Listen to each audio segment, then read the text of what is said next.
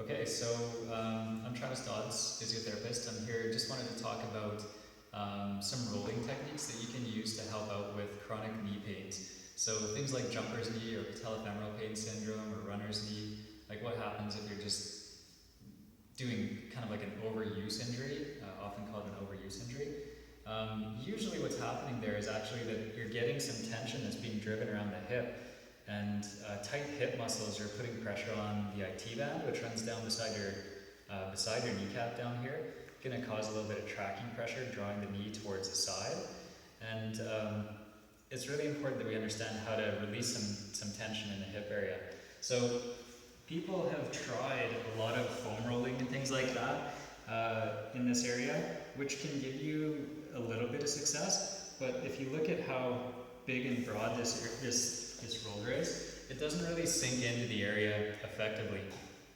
So if you have a lot of knee pain, you want to start out with something that's just a little bigger than 1 inch in diameter. So this is just a PVC pipe that's 1 inch or 1.25 inches. Starting up in this position, you put that up against your hip, like just snug against the hip. Sit up tall, hold it in place as you lie down. And it's going to be, so it's right down there, it's going to be in the right spot for you to release a little pressure. From here you can roll forward slightly, you can roll backwards a little bit, even as far as turning your knee straight up so that you get really onto the glute muscles at the backside. But what we want to do is we want to just try to look around and find what feels tight and then hang out for a minute or so, just like a pressure release. You're going to feel some pressure coming down. Even 20 seconds sometimes can be effective for these releases, so they don't have to be super, super long. Going to a second position, we can straighten out the bottom leg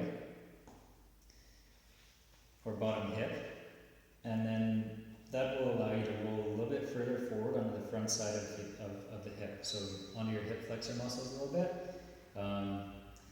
And if anything, you may need to kind of shift up a little bit so that the roller will travel down in front of your hip bone a little bit. So that's kind of a key release that's really, really helpful, really, really effective for taking pressure off of your knee. And you might complement that with some other releases around the quad.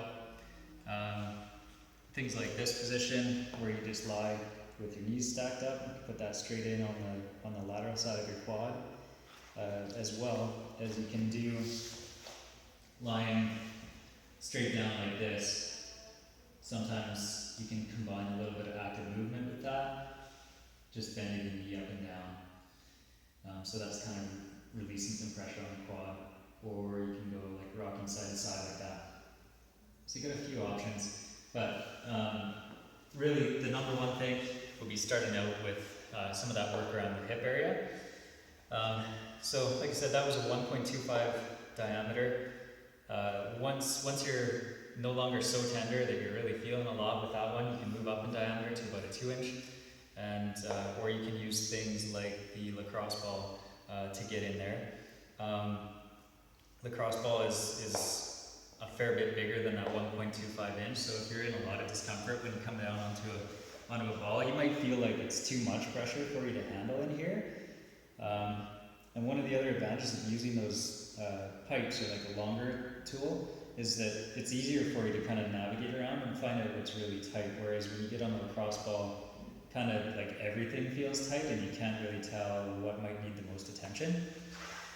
So those are some of the things you can try to help with those chronic knee pains, and yeah, give it a shot and good luck.